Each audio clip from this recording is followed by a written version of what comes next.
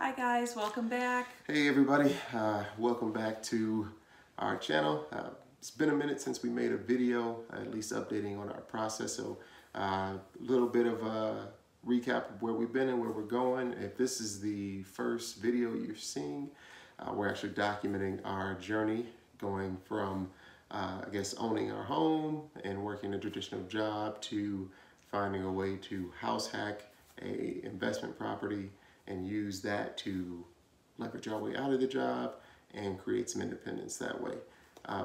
What we wanted to kind of go through, since it's been a while, is just kind of recap our original plan, and then from there we'll kind of cover what's changed and then kind of the progress we've made, as well as some of the unexpected things that have happened.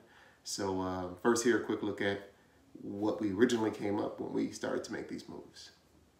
Original plan was to sell our home first and free up the VA loan to buy the first fourplex, which wouldn't have been until later in the year, August, and then use a conventional loan to buy the second fourplex, which would end up leaving us with 8 doors by the end of 2021.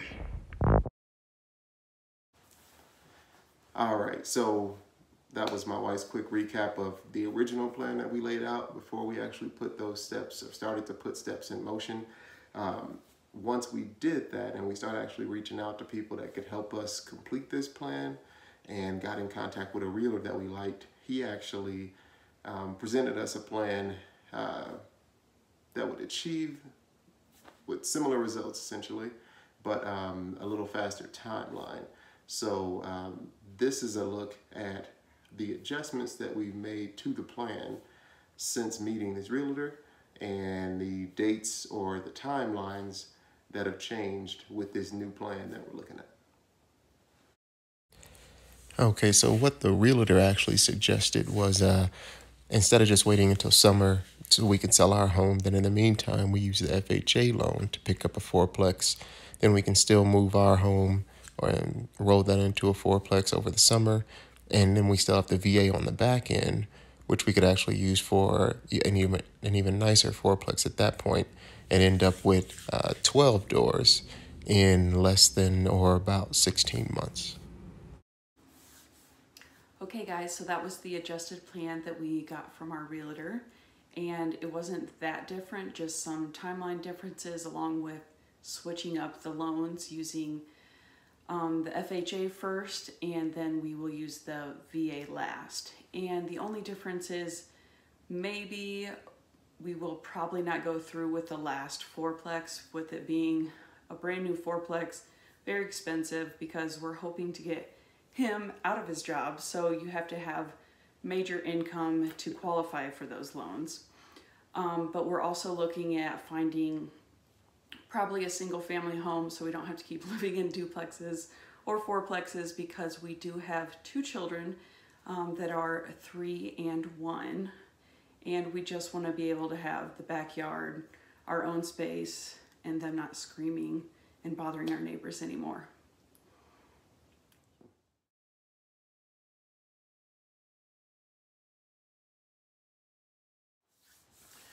All right, so the progress we've made so far, first step was getting into an apartment. Completed that in December, relatively easy process. Tiny apartment. We don't like the property manager, but other than them charging us a ridiculous security deposit because we were homeowners and not renters before moving in, I think it was fairly easy. We had like 3 options, so it wasn't like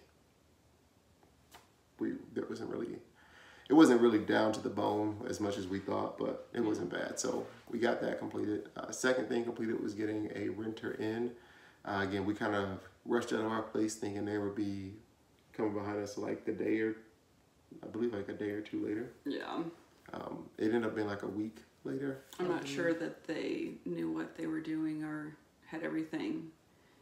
It was something weird with the deposit, like because they needed a double security deposit too. Yeah. But yeah, so that took. It wasn't as rushed as we made it feel in the end. But we got the renters in, 6-month lease, And that's works out well for when we want to sell the home. And third step of progression we've made is we are actually under contract on a fourplex. So when did that happen? Mid-March? Yeah, just 2 weeks ago. So based on that original timeline of us not thinking this would happen until June or July, that's pretty good progress. So under contract, and that'll be the update coming for the next video, how that goes as far as us being able to close that deal or not. But yeah, that's how how far we've made it, and some of the hurdles we've had in the process.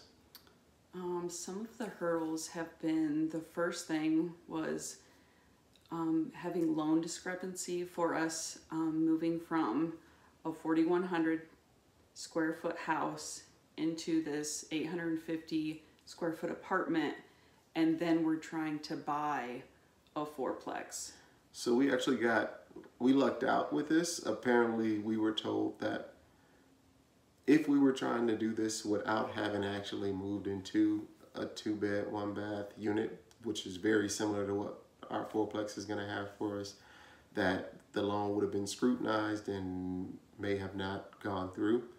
But because we kind of took that leap of faith and made the move before all these other pieces start going, because in our mind, hey, if it doesn't work, I mean, we lived in a different side of town for 6 months and then we go back to our house. But because we made the move, it actually helped the loan, because they were able to say, well, we already live in a 2-bed, 1-bath, so it's feasible to see us living in this 2-bed, 1-bath for another year on the fourplex. Yeah. So that worked out. Another hurdle was just here in March, our renter that is in our house did not pay. And so we went all the way till March 25th.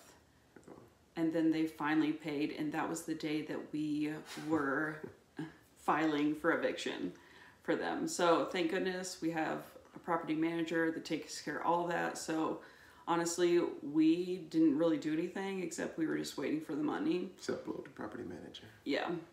So if you're not familiar with all that stuff of how to evict, how to get in contact with tenants, all the laws, we definitely recommend a property manager, because we would not know how to do any of that stuff. Yeah, and we actually, it was double stressful, because at the same time, the month that they decided not to pay again, we went under contract mid-March, maybe second week of March. Like a week before. Yeah.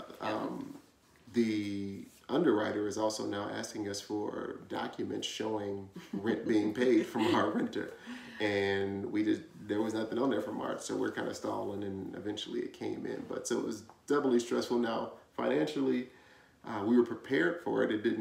We weren't out of anything, but again, we're trying to save as much of this money as possible to make this transition easy, and not getting paid from them, not knowing if they were ever planning on paying again.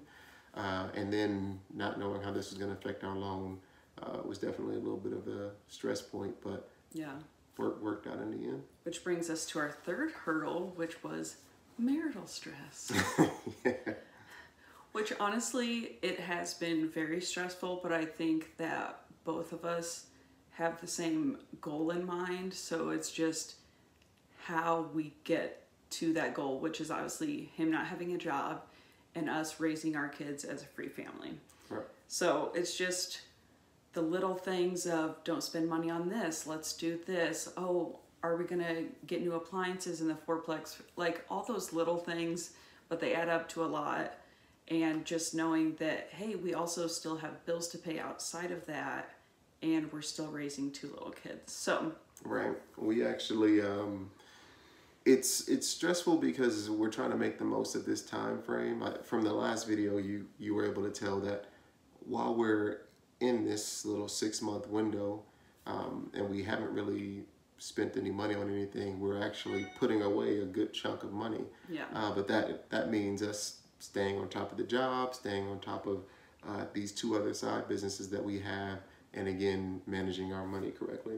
yes, So doing that with the kids and in a smaller area, yeah, there'll be some stress and some fisticuffs from time to time, but we're getting there.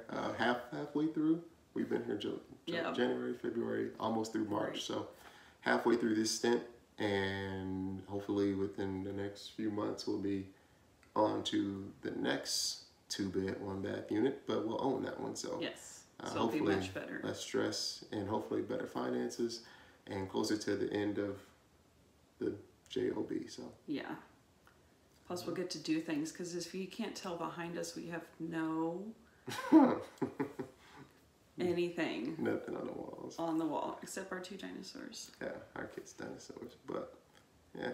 And the last hurdle is just making sure you have enough cash on hand, which for us, we knew that by the time closing comes, we would have enough cash on hand, but it just depends on knowing your loan and knowing how much they want cash reserves for. If your tenants don't pay, obviously they still want the mortgage paid. So ours wants 3 months of the mortgage, so we also have to have that on top of closing costs for the loan. So when on closing day we have to have close to almost $32,000, but not all of that will be down paid, because we need to have some reserves for the mortgage. So just keep that in mind too when you are looking or trying to figure out, just see if they need more cash reserves. Right, and we had a few options, so we knew we'd get there.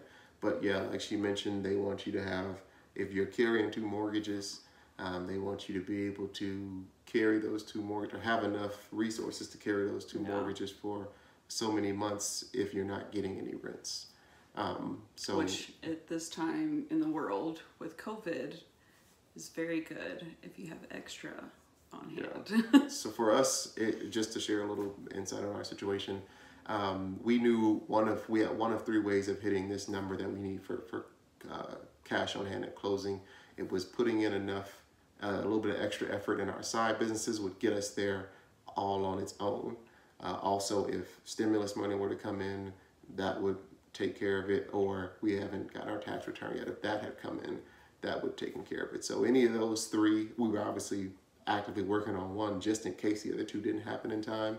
But any of those 3 things would have put us in a position to be able to have the money to close. So we're good on that. Yes. But other than that, I think that about wraps up this video. And like I said, next one we'll hopefully be talking about the property we were able to close on. So fingers crossed on that. Exciting. But outside of that, hey, thank you for sticking with us. Hopefully things get a little bit more consistent with the videos here. But like I said, this month, these 6 months, this is a grind for us. So we got to just kind of squeeze these in when we can. So, thanks for watching. take care.